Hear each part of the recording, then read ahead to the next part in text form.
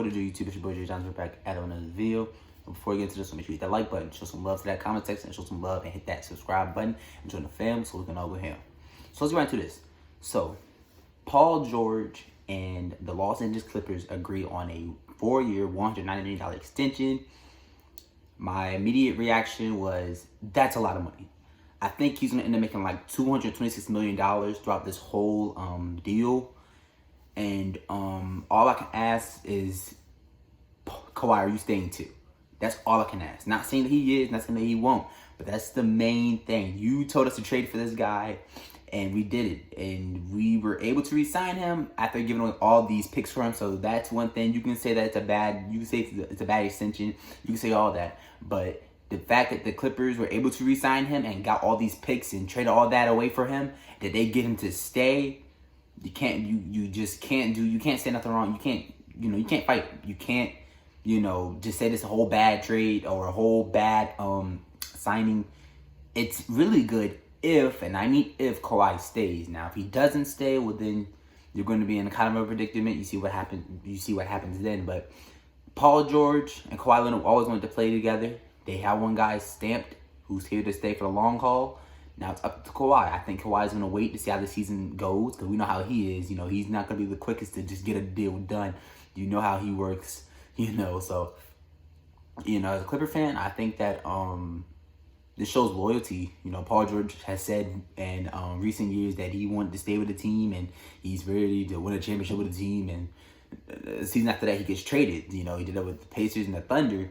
But I think the Thunder thing was kind of different though because I think they was going to break that whole thing up. I think they was ready to rebuild after they lost in that playoff series versus Utah. I think they was ready to break all that up. So I think you could say that's kind of different. I think Russell Westbrook, both of them wanted out. You see how the thing went. That was just bad. So I think you can't really say that. But the Pacers thing, yes, you can say that. I'm just hoping that we get MVP Paul George back. That's all I can hope for. That's all I'm asking for out of Paul George. If we can get not even 28, you don't even have to average, what do you average? 28, 9 with about 2 steals. We don't even need that. We need, 25, 7, a steal a game, shoot efficiently from the 3, and shoot efficiently from the floor, which we know that's what Paul George does. It's all about the playoffs. It's all about the playoffs. That's what it's about. If Paul George doesn't show up in the regular season and shows up in the playoffs, that's all that's going to matter. Everything else is not going to matter. If he doesn't show up in the playoffs, that's the main thing. That's what this whole thing is about. It's not about the regular season Paul George, because you know what you're getting when you get regular season Paul George. You're getting a freaking all-star. I don't see why people are disrespecting players like Russell Westbrook and Paul George. Y'all acting like these guys are not all-stars in the regular season. Russell Westbrook just averaged 27 points. The disrespect of Russell Westbrook is just, it's not right. It's not. People disrespect Westbrook and say he's a bad teammate, and the media pushes out this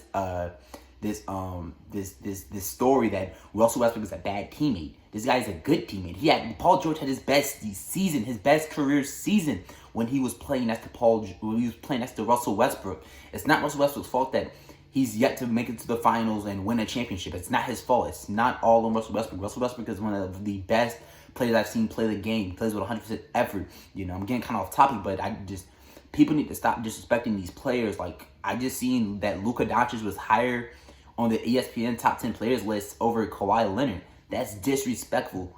Kawhi Leonard is a better defender, a better offensive-rounded player, better defender. Can shoot the ball better than him, shoot the free throw better than him. And you were already putting him ahead of him. Maybe next year, maybe 2 seasons down the line, yes, I'm for sure. I will be able to say that Luka Doncic is a better player and he's going to be a top 5 player. But until then, man, you can't be disrespecting these players like this, bro. This whole player, this bubble thing really made guys lose consciousness, lose respect for players. I think a lot of people lost respect for Paul George, and I think a lot of people lost respect for Kawhi Leonard, even though Kawhi Leonard doesn't even talk. He's not even that type of player. So people to disrespect Kawhi Leonard is absolutely disrespectful. And I think that people this year, I hope that the Clippers show why they have potential to be a championship caliber team. But yeah, Paul George re-signed, big extension, $190 million. Money makes the world go round, man. That's a lot of money. Paul George say he want to retire a Clipper. Well, it looks like he will be, at least for now. Because you know what happened when they did with Blake Griffin. That's the reason I'm a Clipper fan now, because of Blake Griffin. They signed him to that big deal.